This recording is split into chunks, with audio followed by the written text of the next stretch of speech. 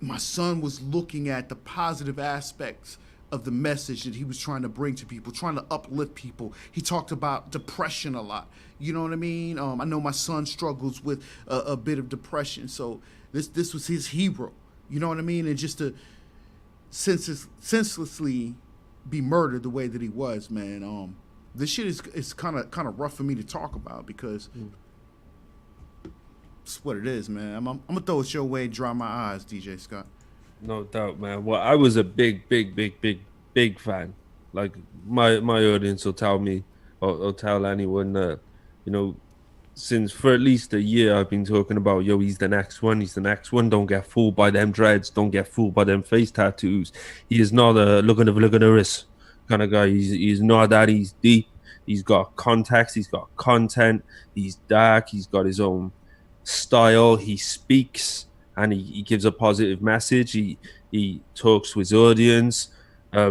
Like he to me, what he felt like the next one. And for me, when I heard he died, I felt like, oh man, who's gonna do it now? Because if you look at the rest of them, they're all just talking about flexing and flossing, and shout out to them for getting their money and doing their thing. But I ain't gonna sit down and listen to no Little Pump. I ain't gonna sit down and listen to no Little Xan and all that shit. You know what I mean? Because they ain't got no real message behind what they're doing. But I feel like he really did. It did upset me, man. And one of the biggest things that upset me was seeing how people spoke about him on social media. Yeah, and that's what I want to dig into, man. Disgusting. You put up a post that said you learn a lot about people the day that Triple X died. Definitely. Let's talk about that. Let's dig into it, man, for real, because I put up a post that said rest in paradise to Triple X, right? And I had people on there in the comments saying, fuck him, I'm glad he's dead. Like, well, yo, what the put my glasses on and read that shit. Like, is that really happening? And it's just a testament to where we are in the world. Real quick though, I see that Joanne Lassiter says hashtag Joanne Lassiter is the only one in the running to win this damn money. She says hashtag money, have to invest it in the stock market for real. So, Bim, for those who may not know, like I know we bouncing back and forth between a very serious topic, but we also have a thing we're giving away money today. And all we want to know is what you would do with 10 racks to qualify for the money. All you got to do is type in hashtag money and let us know what you would do with $10,000.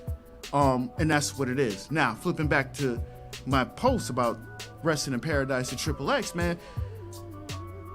What type of world are we living in, bro? People are fucked up, man.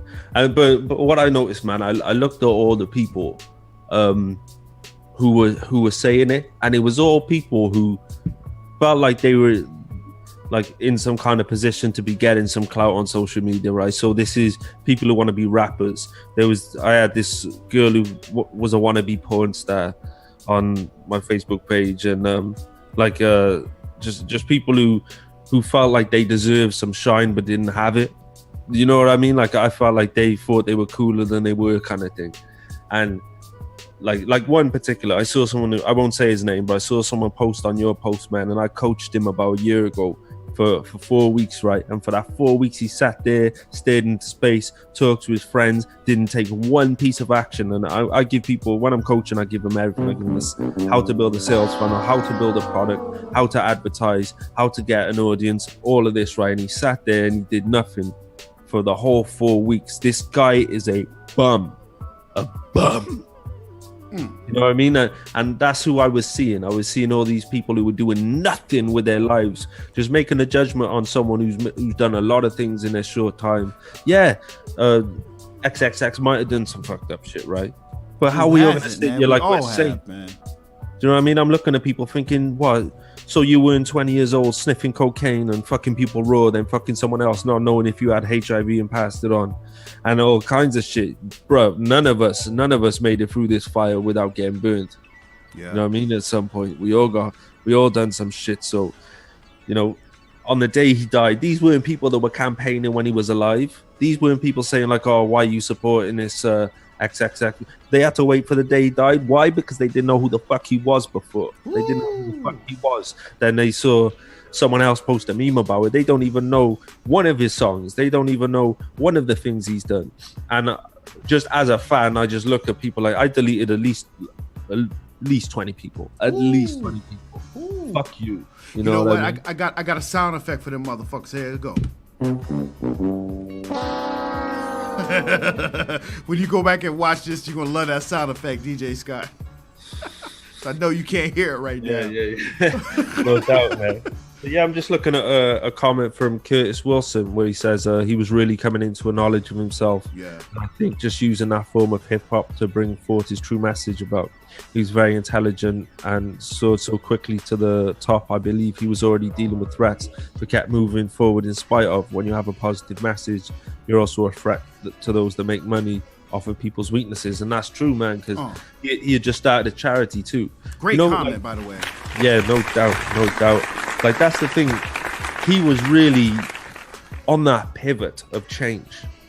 You know what I mean? And what people don't understand or don't know, because they just found out about him on the day he died, and saw a meme that said, "Oh yeah, but he beat up this girl and left him," and all that bullshit, allegedly. Like, his father was put in prison when he was a young age, and his mother was on drugs and couldn't look after him, so he just got passed around to anyone who would have him for most of his young life.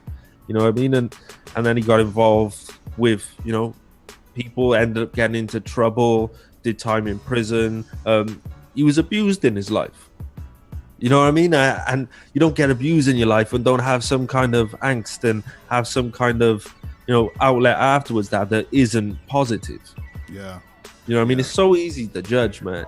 And really, like, I contemplate coming off social media off of all this shit, because I'm, as much as it's one of the best tools, if not the best tools in the world to put your brand on, I'm just like, what have we become? Right. What have we become? You know, it's sad, man. It's sad. Yeah. And that's the question that I keep jumping back to, like, who the fuck are we as a society to where it's okay to go and bash a person after they're dead? Like, let me tell you something, man. It's street rules. It's certain shit that even your enemies don't do when you in the street. You know what I mean? And I don't know, man. Who fucking know? Man, but these people don't know no better, because these are just internet people. You know what I mean? These are people who just didn't have nothing going on in their life before the internet, or didn't, you know, build character before the internet. So they're safe, man. They're comfy in their house. You go out in the street and say something like that, someone might smack you in the face or worse. You know what I mean? Like all these people, like the talk shit on the internet and stuff. Yeah, that's cool because you're safe.